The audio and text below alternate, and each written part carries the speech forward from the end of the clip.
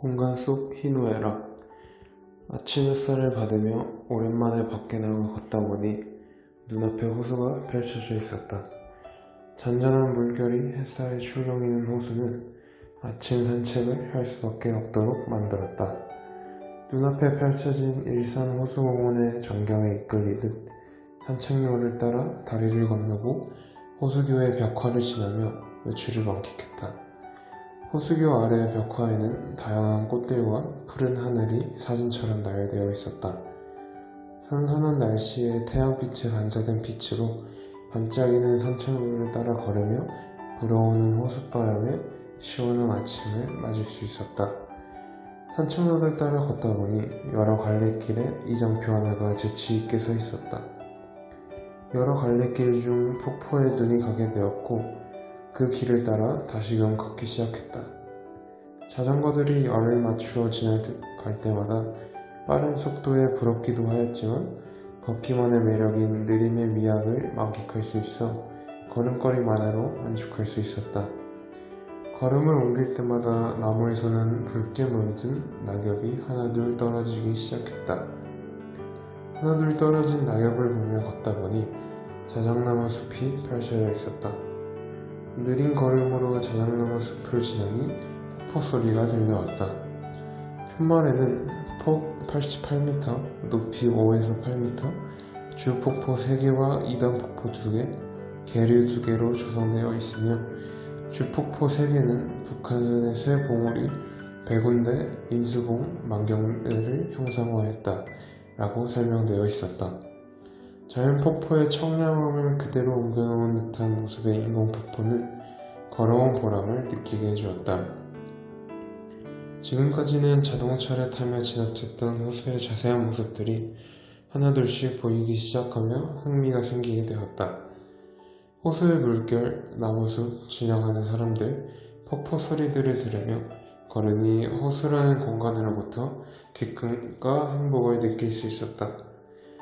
호수공원에서의 일과를 마치니 주말이 모두 지나 있었다. 월요일이 되어 학교를 등교하게 되었다. 학교는 7층 높이의 건물로 되어 있다.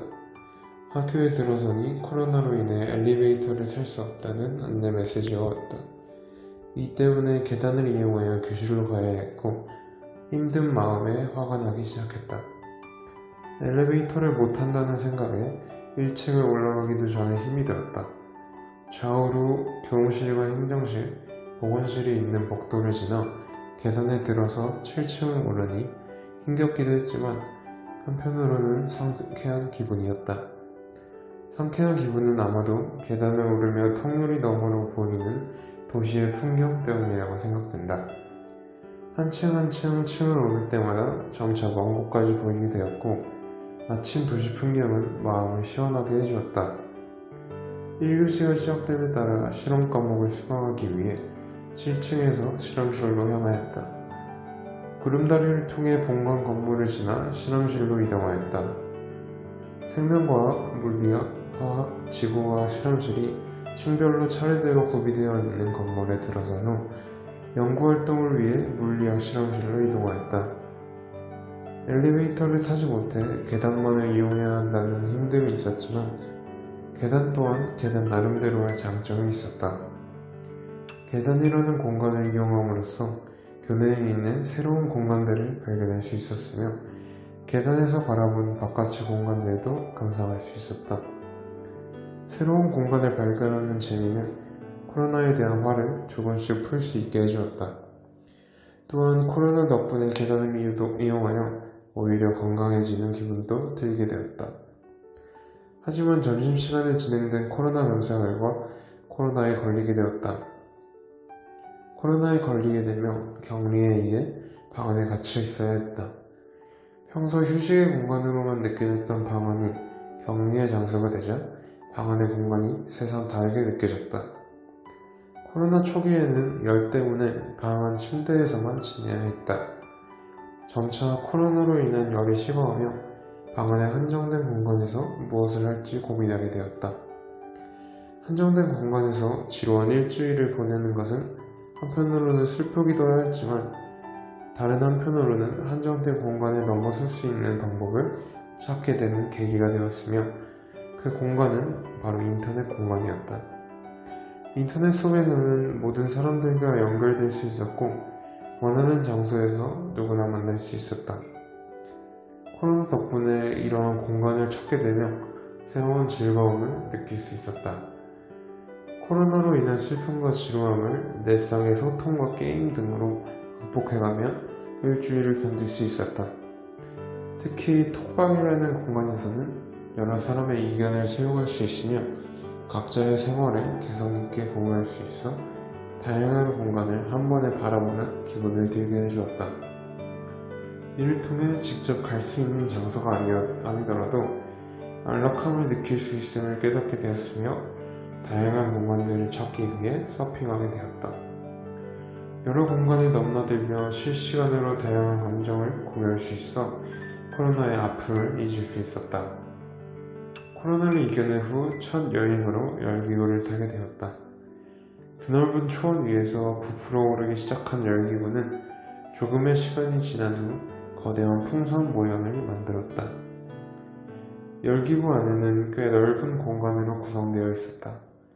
기낭, 가열기, 바구니를 둘러보던 중 열기구가 올라가기 시작했다. 가열기에 조절되는 불꽃과 함께 순조롭게 점차 상승하였다. 가열기 뻔한 불꽃 화면을 보이시며 상승하는 열기구와 열기구 아래 펼쳐진 경관이 한눈에 들어왔다. 적당한 고도에 올라가자 열기구 아래 펼쳐진 초원의 모습을 볼 수 있었다.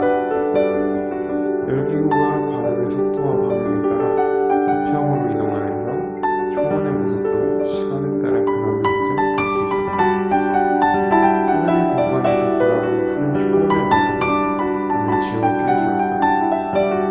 푸른 초원 안에 펼쳐진 동물들이 사람들을 찾는 재미도 있었다. 또한 열기구 아래 펼쳐진 초원뿐만 아니라 구름 바로 아래의 공간 또한 즐거움을 주었다. 구름 바로 아래에서 바라보는 하늘은 하늘색을 더 진하게 느낄 수 있었고 하늘에 펼쳐진 화면이 서로 떠오르는 기분이었다.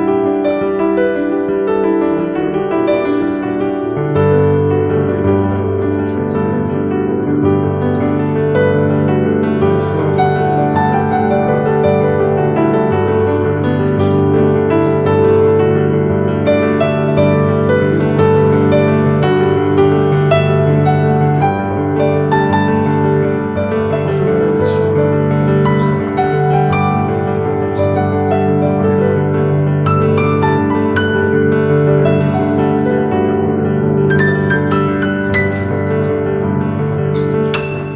다양한 감정들을 느낄 수 있었다. 짧은 시간이었음에도 힘들함을 느낄 수 있었던 경험을 통해